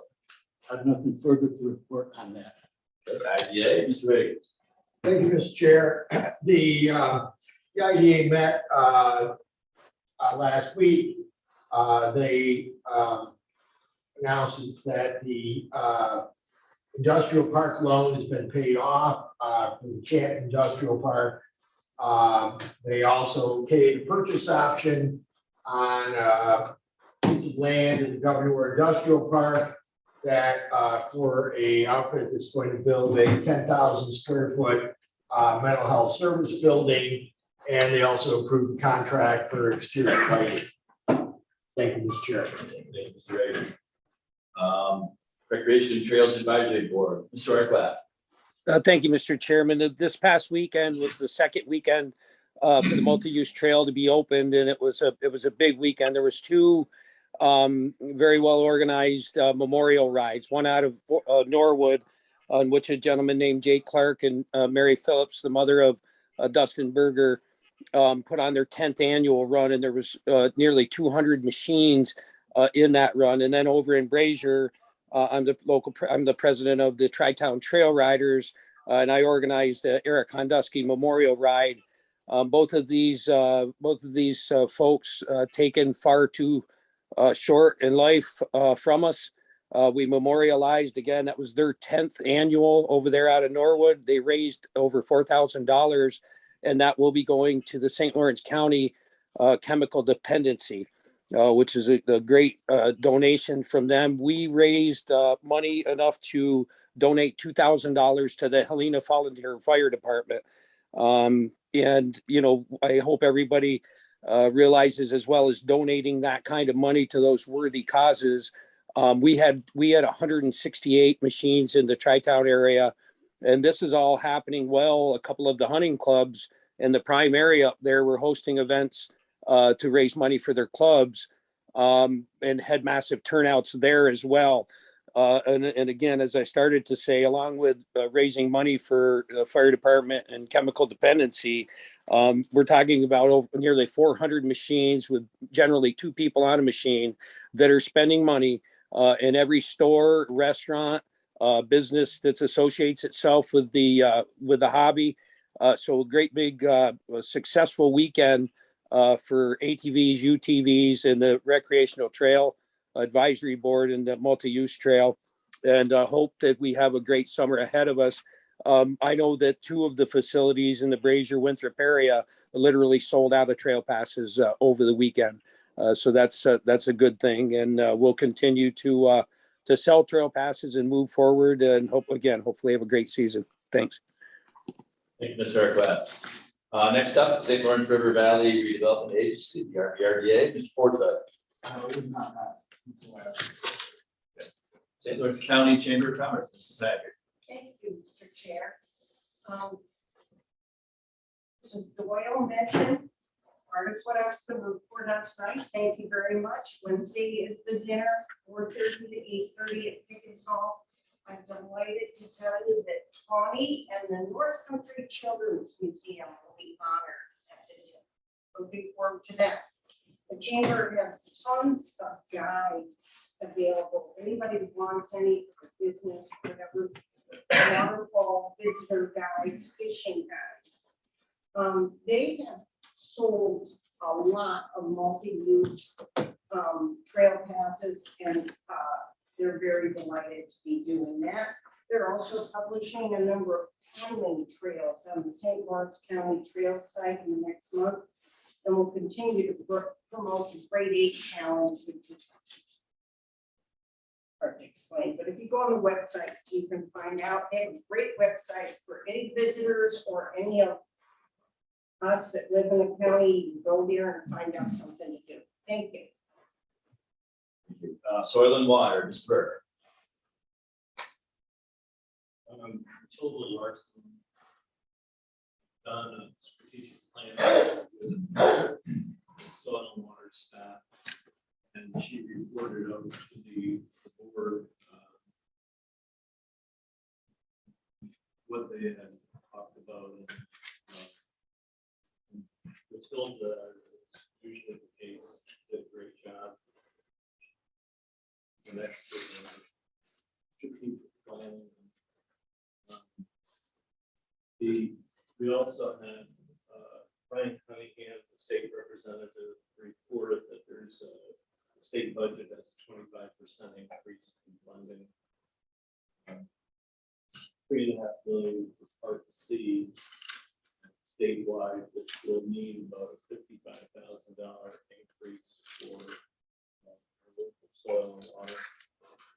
He also said there's a 4-fold increase in climate resilient farming.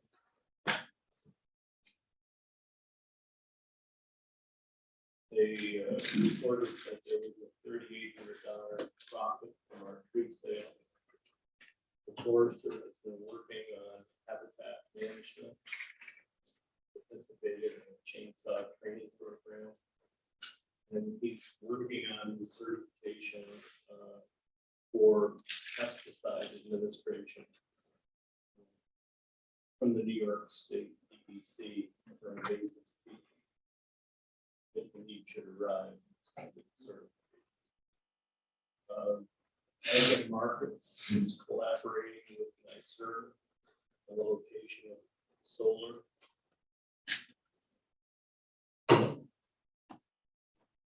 The chairman indicated that everything west of the Mississippi is subject to wildfires. This was in discussion of solar placement and land needed for food. He said that here in east of Utica, in our state, most applications, solar. And I guess that's about it, but along with what the Pat said, it's certainly an area of concern. It's to the quality agricultural land being used for solar development. And Dave, you brought up about of this potential for selling some of the hardwood, or selling some of the timber for profit and making reinvestment. They said we don't have any hardwood on the property, and even the white pine, which is bringing a premium price, we don't have white pine. So I guess we're in a holding pattern, but it doesn't sound like any benefit. But I thought it was good. But Thank you, Mr. Burke. Question, Yes, Mr. Smithers. John, what was that term? Climate resilient farm? yeah, What is that? you have to ask Kevin. Because it's So I would expect that climate resilient farming is implementing no-till methods, regeneration, using organic matter available. Which most of your commercial farmers are actually implementing. So no-till farming is becoming quite common. Cover crops. We don't have 2 seasons here, so we can't plant after the corn harvest a crop that we can actually harvest in the fall, which many counties, well, actually states, not so much in New York, very little in New York, but harvesting a second crop. So the idea is not to have bare ground, so that the soil is always living, has something living and growing in it. It's carbon sequestration and stuff like that. Good things, good things. Mr. Forsythe. Popped up a couple times tonight, we talked about the solar array, we talked about it even the other day, and we met with Ogdensburg. Is it time we talk about a moratorium on these, just to get a grasp of what's going on with these things? I see no economic benefit except for the land. Really, a few of the contractors are gonna make some money when they put the sites in, but it just seems to be everywhere we go, popping up everywhere. I think the town of Lisbon got 7 on the wrong board. You know, it may be too late. I don't know how far along these are, but something's going on. Usually the reason they'll pick these areas, we're the most distraught, you know, it's the cheapest land, we need it the most and whatever, and I don't blame a landowner for doing it, but I don't know, something's going on, and it seems to be coming up more and more in conversations. Well, I think Mr. Fay could answer that question. You can discuss that. And, you know, forever, there, if you'd like to comment. Only comment would be that, are we still going to try to have Farm Bureau report to us on some of the alternatives that we can do with land use besides renting the land for solar panels? I think the state and federal government may be involved helping us there, but as long as we're building KV lines through our county, they've got access to put solar panels hooked up to them. We're in trouble. Basically, you know, as Kevin has pointed out numerous times, the multiplier effect of having a farmer selling, planting every year, buying all this fertilizers, hiring employees and everything else. Once we got solar panels on, we had a 25-year period. If I owned the land, I would enjoy collecting fees for using my land, but I think we've got to find an alternative that's going to help us preserve the farmland. It has to be benefiting the farmer directly. just as the rent from the solar panels. Mr. Burke, It was also mentioned that the soil and water, when all solar development is done, that's currently planned. NICEAG might have to throttle down the energy they produce. Because the lines will, I don't know if it's just what it was mentioned. it's already happening, already happening. The throttling down. Yep. So when the sun is shining and the wind is blowing between the windmills in Chateauguay and the solar, the limited solar that we actually have going right now, they're letting the water pass through the dam. Because it's, if you picture a 5 gallon per minute water pipe, that you're trying to put 10 gallons of water through it, it's not happening. So the other 5 gallons is spilling over. So electrical lines are the same as physical infrastructure of like a big tank like gate water. So that's what's happening now. I was told that, I couldn't believe it. I said, you're incorrect, but I followed up on it, and that's what's happening. So it's just, you know, crazy for this infrastructure that was built in the 50s. You don't have the infrastructure to handle it. And the momentum, the political momentum is to move everything towards electrical. If you're on Suzanne Bianca, you're on the school board, you probably know that by the year 2035, the expectation is that all your buses will be zero carbon, which means electrical. So I don't know where an electrical vehicle, where the heat comes from. Not like an internal combustion engine. I don't know how long the batteries hold up in our, you know, 0 or 10 below days, never have school open, or it's just the full momentum is moving ahead without any thought process about where we're getting this electricity. And we're just focused on the end product. Okay, let's go electrical. The damage that's being done, it will destroy the agricultural community here in St. Lawrence County. I can see it happening. So they're looking at an 80 megawatt facility on County Route 31, which is 400 acres. You've got listed in the paper 6 or 7 projects. I don't know, one's 1,500 here in Canton. They actually purchased a chunk of property for twice what the agricultural rate would be as the other side of town, not the east side of town, but Nicole, you and Rita on your way home, you drive by it. Beautiful property, beautiful land that will all be sold, but they actually purchased the land. So land is cheaper up here. The political opposition about not in my backyard is not here. And I don't blame the farmers who struggle to make a living with the higher cost and with everybody just getting better at producing milk.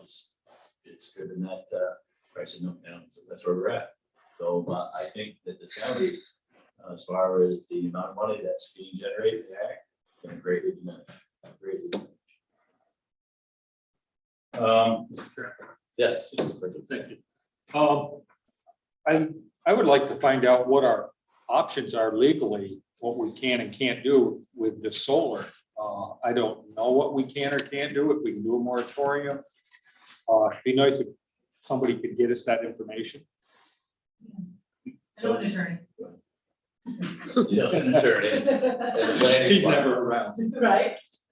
Yeah, anything over 10 megawatts, really your community has nothing to say about it at all, right? That's true. The law that was written a couple of years ago, 10 megawatts, it's a little far ahead. So that's what's happening. Before we move on to old and new business, I will say that donations are needed to the flower fund. So if you're interested in contributing towards the flower fund, Kelly will take your money. So let's move on to old and new business. Any old business? Mrs. Curran. Well, let's go with the old business first. Any old business? Mr. Lightfoot. The old business has to do with the shade grower property in Ogdensburg, New York. And the committee that the chairman appointed to take a look at this and to come back with a recommendation of what to do with regard to it. I will tell you that on this past Friday, legislators Fay, Forsyth, Sheridan, Reagan, and myself met and had a discussion about this property going forward and its development for economic purposes. And I won't bore you with the details, but we came to the conclusion by a 4-to-1 vote that the committee would recommend to the board a resolution that, when presented, would give the city half of the amount of the awarded contract that they have now to clean up some of the contaminated concrete and soils that are on the property. After that meeting, I had a conversation with the county attorney. The county attorney told me that Joe would want to do is against the New York State Constitution. The New York State Constitution specifically prohibits the gifting of money, property, anything of value to any entity or person unless that entity is identified further in the Constitution of the United States. It's unfortunate that the county attorney isn't here tonight because I'd like to have him address the issue, but I can tell you what he said, and I'd say if there's any questions that are of a legal foundation, probably he's the best one. I'll try and steer clear of something like that, but just to let you know. The Constitution also says that apparently you can provide funds to previously prohibited entities if you have a contract. I don't know what the term contract means in regard to what it's supposed to mean within the Constitution of the state of New York. But if it is state money, it is forbidden, at least at this stage of the game, to provide those funds, those money, those taxpayer-funded monies that we get to spend to anybody other than an entity mentioned. So in looking at that, it put a whole different light on it. So the thought was, okay, so what's available? Well, the IDA is available. They're going to get money and they're going to go out and they are going to package it up to a variety of places that call or write or apply for some of this, money, part of it, economic development money.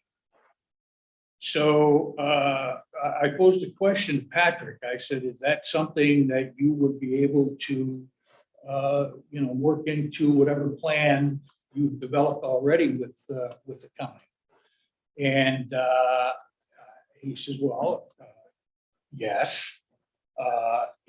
So we had a discussion about that. What were the nuts and bolts of that? What would the mechanics of that be? How would it work? We came to the conclusion, or the idea, not the conclusion, but the idea that if we were going to allow for them to decide, along with and in cooperation with the chairman of the finance committee and the committee that he chairs to look at the ARP money, to keep it simple, what he would do would be to notify every town, every village, and the city that the county has a pot of money, and that if any town, any village, or the city had something that would fall into the economic development category, that they should apply to they would apply to the IDA board. And this is all assuming that it was voted on by the board and approved. But if that were the case and it was approved, then they would consider the application of the city of Augsburg for something like this, but it would also be included in considering other towns and other villages in St. Lawrence County. So there, I guess you could say, yeah, there'd be some competition there, I would imagine. But the fact remains is that if we can't provide fund balance money, the only thing left, unless we have a contract, and I don't know what kind of a contract the city of Ogdensburg is, would be interested in signing on to, but a contract is something that you all know what it is. It's an agreement. And the agreement usually is for something of value, and we either did purchase or whatever. I don't know how contract works in what we're trying to do here. But the fact remains is that Pat Kelly has agreed, and I think that the administrator has spoken to him, probably not specific to this, but I know that she's got a good knowledge of what's going on and has been kept in the loop as this has moved forward. That with the county, I think the county IDA, certainly that's the business they're in. They are in the economic development business. They have the people in conjunction with St. Lawrence County can certainly take a look at which proposal or which application or applications has the most merit and choose it from that. If Ogdensburg has the merit to do it, then they'll get some money. If not, then I guess they won't. But and I'm not going to bring up, I will bring it up, but I'm not going to dwell on the amounts of money that the city of Ogdensburg has come to as a result of many things. So I am the no vote on this, the initial resolution that Mr. Reagan brought forward in our committee to give the money to the city of Ogdensburg. But I will say that I will certainly consider changing my vote if it is the IDA that is going to take a look at this and in their infinite judgment, make a decision. So, any questions? Mrs. Haggard. Thank you, Mr. Chair, and I guess if I may practice to Mr. We were going to have a presentation about this specific thing, and I would hope that if other people applied, they would give us an idea of what they were going to use the money for. Unfortunately, I couldn't go to the tour of the site, but are we any closer to having a presentation on the shape or these, or is that still not happening? So the presentation was supposed to happen last week, and Andrew Smith was not allowed to come, is what I've been told. Andrea Smith was forbidden by the county, or excuse me, by the city manager to attend the meeting. Okay. I have no other, knowledge of it, why, and if any future meetings would be considered. But we got a finger in the eye, and by the city manager. And I got to tell you that I really don't take it lightly. I think that people that are coming to us with their hand out shouldn't use that hand to focus in the eye. So. Mr. Forsyth. I'm not going to defend the city manager, the city mayor, the city council, anybody. We were a committee of 4 tasked with looking into the feasibility of offering help to the city of Ogdensburg and contaminated property in between 2 parcels that are ready for development. 2 parcels that are very close to development. Andrea Smith did an outstanding job. She told us everything we needed to know. I had no question. She was right on the numbers, on the bid estimate. She gave us a mobilization estimate, which I'm sure is going to be quite similar. I believe, and I hate to speak for them, but I believe that the site tour, there were a lot of questions, or some questions addressed to Andrea regarding fund balance, how much money they had, whether the council. That's not her task. Her task was to show us the site, show us the project, show us the cost, show us what they had.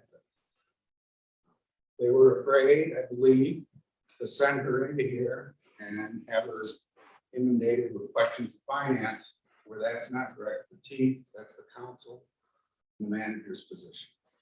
So I'm not going to defend any of that.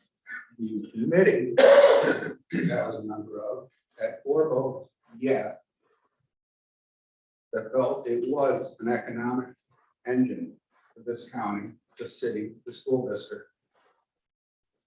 And it may not be a totally developed site. It could be a green site between 2 developed sites. A lot of potential. Dan had some ideas with it. Jim had, everyone had it. The funding, they reduced the funding. We originally were talking 300,000. Now we're down to 180,000, splitting the cost with the city. I'm surprised that we didn't hear earlier. I think this began in March that we couldn't utilize county funds, but of course, last hour we found out we can't. Okay, so we do have ARPA funds. So I'm going to propose a resolution to support the city utilizing the ARPA funds, same as we just did for Clifton Fine, Cornell, the CDL, the child care, and whatever else. They're ready to go. They've awarded the bids. They're requesting half the ARPA funds. So I'll make a request now for half of the ARPA funds to be distributed, 180,000 towards this project. Same as we did for these other sites. I think the Clifton Fine and JNL, how much time we invested and effort in getting JNL, which really hasn't done a lot in the last, I thought we had a plan or hoped we had something coming to fruition, but it hasn't yet, so hopefully it will. But it was an attempt of economic development, okay? I'm gonna make a motion, if I can get a second, to support the city's effort for 180,000. And we're involved. It's 180 or 183,000. Whatever happened, it's 183. Okay, we have a motion. Is there a second? Yeah, I'd like a second. Second. So a motion on the table for discussion about using the ARPA funds for the amount of 183,000 to be designated at the IDA, designated? Yes. Okay, okay. So discussion, first stand up was Mrs. Hager. Thank you. I really feel that in fairness to the other municipalities, including the 2 projects that I brought forward several times in Potsdam, we need to have the numbers that show and this has nothing to do with being against Ogdensburg. I'm talking about fairness.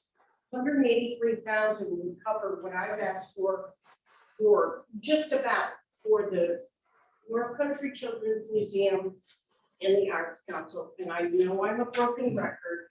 I don't care. Okay. But in fairness to all the municipalities represented here, if people come forward and show us projections of what this is going to do for the county, I don't feel comfortable making a decision and vote no on it because we haven't taken a look at exactly where that money, what it will produce economically. Mr. Lightfoot. I gotta say that I'm a little miffed at Mr. Forsythe for bringing this up the way he has done it tonight. We agreed as early as the start of this meeting on the hall that we would bring this forward tonight, or that I would bring it forward tonight, and that certainly that any member of the committee could comment on it. But I think this goes against what the majority of the committee said. Mr. Reagan also said that he was in favor of it. I had a lengthy, not lengthy, but a good conversation with both of them yesterday evening. And there was no mention of any resolution coming forward, that we were going to go forward with what we decided on based on conversations with the county attorney and with the head of the IDA. And I certainly hope that you folks don't fall for this. If they're going to get it, they're going to get it. It's all in the way that it is being handled. We can't give them fund balance money. We can give them the federal money, which is the ARP money. But it's got to be through the venue of the IDA, which they agreed to. Period, end of story. Mr. Smithers. I'd like to move the table of resolution, to get more information from our county attorney. Okay, so there's a motion to table, seconded by Mr. Berg. There is no discussion on the motion to table. All those in favor of tabling, please say aye or raise your hand. Okay. So we got 1, 2, 3, 4, 5, 6, 7, 8. Tony, did you have, I'm sorry, Tony, did you have your hand up? So we have 9 to table, the motion's tabled. Okay. All right, new business. This current. Thank you, sir. So 4 days ago, I was contacted by a group of fishermen from all over the carp fish in Waddington.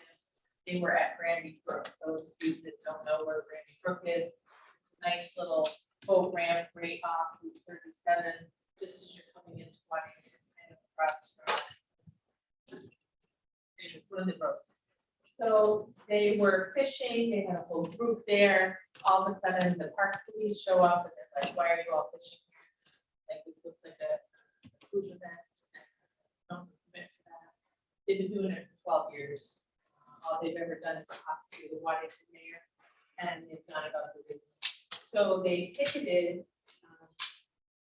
our guy that's from Waddington that coordinates the fishermen, and gave him $250 fine. Told them they could no longer fish there. And go move someplace else, kind of broke up their whole tournament. If you only have so long to get your 10 here, you're all just arrested. And then they had to leave. So the next day, there was a sign put up that says the park closes at sunset. Nobody can use the boat ramp before it gets light out or after dark. Well, people who fish know a lot of the fishing goes on at night or early in the morning, or even the duck hunters that use that boat ramp. So I contacted, because they were all very good, I contacted some of our state officials. As of today, the park police are going to allow them to use the boat ramp, but still no one can fish from shore after dark. No one can be there. So it's kind of unfair. I mean, if you have a boat, you can go, but if you are too far to have a boat, then you don't fish at this place, little place where you can park your car safely off the road. So to that end, I have put together this nice little resolution calling on New York State Governor Kathy Hochul and the Department of Parks, Recreation, and Historic Preservation to work cooperatively with the St. Lawrence County on our long-standing goals and objectives to promote tourism in St. Lawrence County. I can tell you, I was in Waddington yesterday with some people, and the restaurants were full. Everybody's tables were full, the hotels are full. Gas pumps had a line to gas up. That sales tax revenue comes to help pay for things in the county. Can I get a second on this resolution by Mr. Reagan and Mr. Perkins? Can continue your discussion, please. Thank you, sir. So I'm quite concerned about how this would affect fishing. We already lost the Bass Masters because our county was less than hospitable to the concept of having fishing during COVID. I would hate to see us lose any more tourism, any more people coming into the county that can eventually develop any kind of further tourism trade, expansion, people who might want to put their business here. I think it's kind of a slap in the face to the fishermen and all the support they've given us. So I'm hoping that you can support my rather impromptu resolution. Mrs. Haggard. I have a question. if I may. Yes. Are we in discussion now? We are. Yes. Thank you. Not opposed to supporting this, but what I'm wondering is if the restaurants and everything are full of fishermen, what were they doing that these guys were singled out? Was there a difference? They were filled when they were training in time for food. Oh, I got you. Okay. So these guys just happen to eat in the same spot they go every year. In fact, one of the guys said to me, here's the pictures when we were here last year. We did the same thing. Y'all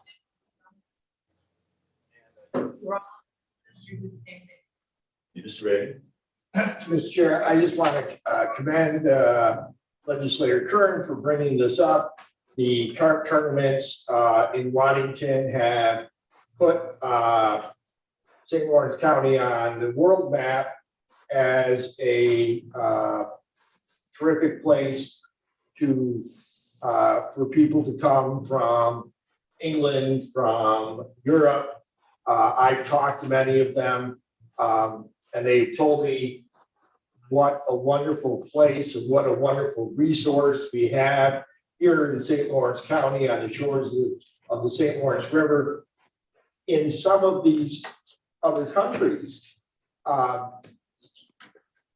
the anglers will stand around a farmer's pond. There might be 8 of them, and they take turns catching the same fish, which they've named. They come here, and we have this huge river filled with thousands and thousands and thousands of fish that have never been caught before. And they go back to United Kingdom, and they go back to Germany, and they go back to places, and they say, oh my gosh, you need to come to Waddington, you need to come to Ogdensburg, you need to come to St. Lawrence County. It is unbelievable what they have here. And, you know, to begin disrupting a tournament that's underway is really disturbing.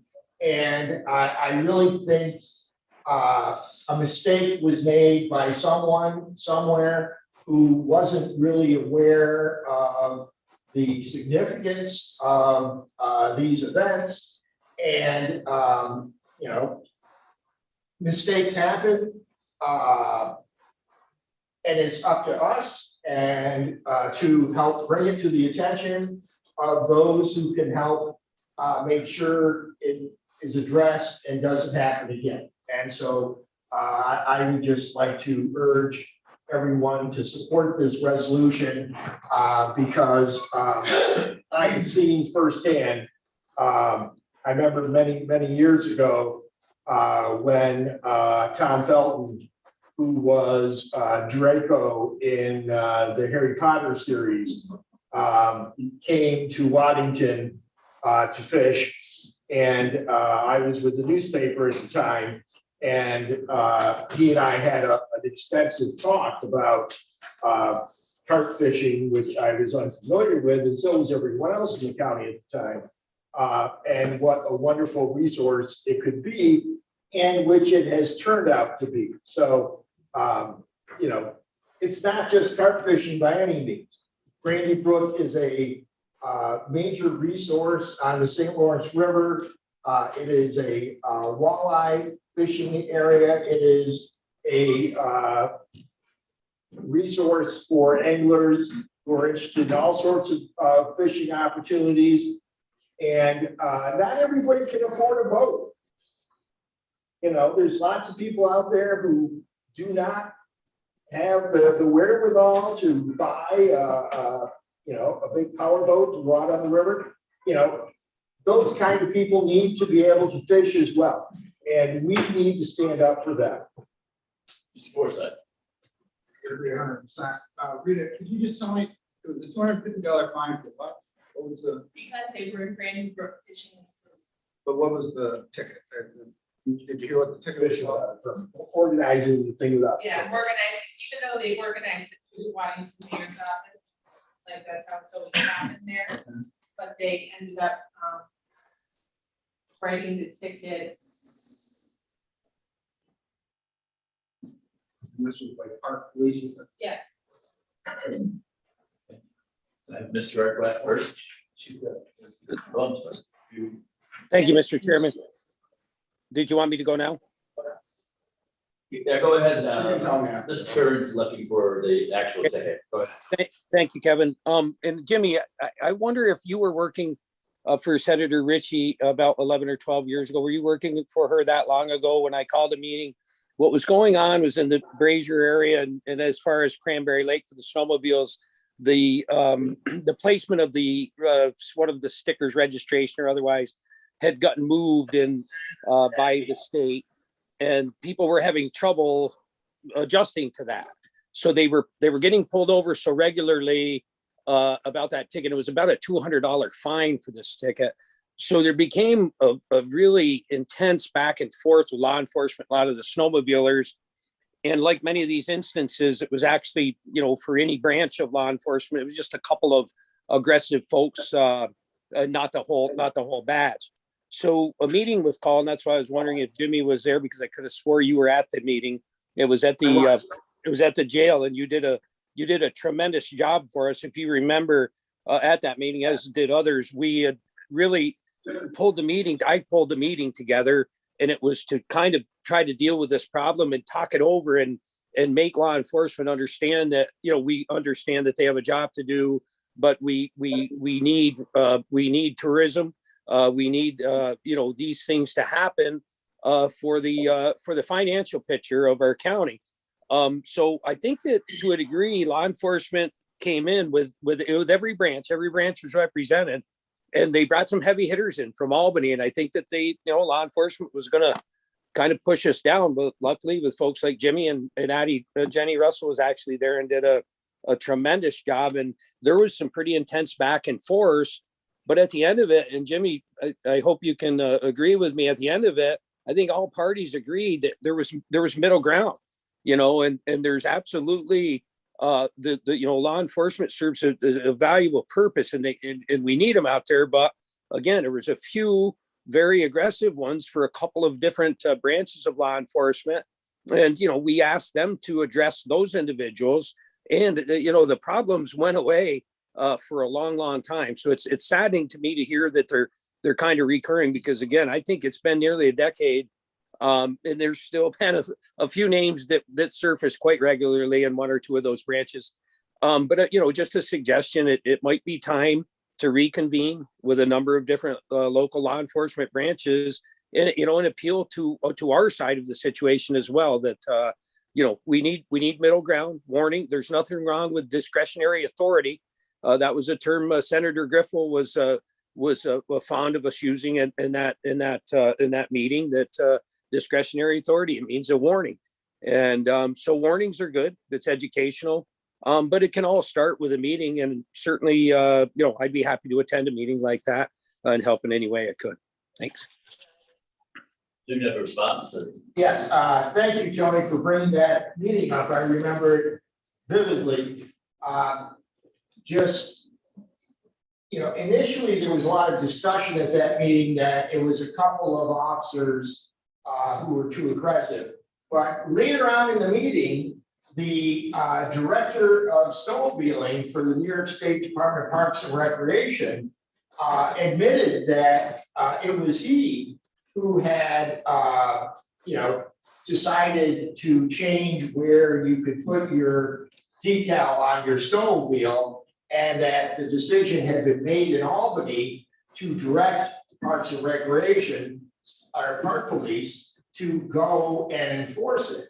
And I know I was very upset that individuals were blaming the officers instead of addressing the fact that this was an actual directive from Albany to do this and go after our snowmobiles. But same with this resolution is somebody has told, our police that for whatever reason, they don't want, people fishing there. And that they want, these various things to occur. And now they've put up a sign. It wasn't the police that put up the sign. And so that's why we, as the legislative body, need to register our objections, because this is a policy. This is a decision being made by someone else. And the officers, as you know, too often happens, get to be the heavies and get to carry out, the directives from above. And I don't think they deserve to be blamed. I think it's important that we address the real issue, and that is people should be allowed to fish from the shore. People should be allowed to use that boat launch. The state of New York needs to support our efforts to hold these fishing tournaments here in St. Lawrence County throughout the year. All sorts of groups hold fishing tournaments, fire departments, American Legion groups. I mean, are we going to say that all of those groups that are holding tournaments, are in violation? I say no, and I hope we all will join Legislator Kern in supporting this resolution. Mr. Minelli. Thank you, sir. And Rita, I thank you for bringing this information forward. I think it's important for all of us to know that it occurred for sure. And I'm glad that Mr. Arquette brought up the process that they went through before, because that was definitely prior to my time on the board. I am just a bit concerned that if it was an isolated incident, that we are creating a resolution and sending it to the state as kind of alarmist. What I would consider is maybe we do some fact finding. Enough of us sit in districts that have fishing tournaments. I think that we should collect some information and see if this is an ongoing issue, or if it was an isolated incident that was maybe one person that made a mistake. Fishing and sports fishing, especially in the county, is a huge economic driver, and we need to continue to support it. But at the same time, I don't want to insinuate that they're not working cooperatively with us as a whole if it was an isolated incident. So I would like to see us gather a little more information to put the resolution together to send out. Mr. Byrd. I agree with Nicole. What Jim said is absolutely true. We welcome people into this area, and if there are policies that aren't welcome, we need to look at them. Question is do we know that this is actually a policy that was sent from New York State? And, I guess I would say before we do a resolution, I would have hoped that would have been covered. Did anybody meet with did anybody talk to the local commander, whatever they are, as part of police? I mean, are we going to the juggler when it could be just one or two people? I think that's what you're saying, Nicole. I'd like to see us have some kind of a process that needs to be fixed for sure. I'm not sure the resolution is the best first step. Second. Make a motion to table this until we find out that information, although I do support it. And motion is tabled. Is there a second? Second by Mr. Smithers. All those in favor of tabling, please say aye. Raise your hands. You get count. 1, 2, 3, 6, 8. It's like 8 and 9. 9 again. Count Jonas. There's 9. Okay, so Let's go wet. so your motion is to table. Is there a specific timeline? No, I'd say to Ms. Flores that I don't know how long it would take to get this information and to the resolution and 3%. So I would leave it up to legislative. That's a good idea. Operations. Operations, Right. we're fine with that. In the meantime, certainly, Mr. Reagan can reach out to Senator Ritchie and find out what's happening. Pardon me? Yeah. Get the specifics of the ticket to Mr. Reagan, or whatever. Ms. Perkins, you have a I'd like question? to know if there were certain laws in place to not be able to fish after dark or from the shore. I remember in my youth, we used to fish there all the time, and you get there early, to get your spot for the night. I'd like to know what the rules and regulations are for that, Information gathering. definitely. Ms. Perkins, if you could do that for us. Your resolution. I've been informed, is there any more new business? Old business, so there is not a need for executive session, it's just historical. So I'm sure entertain a motion to adjourn. Second by Mr. All in favor of adjourning. say aye. Ooh. On track to beat your record. You're pretty close. On track to beat your record.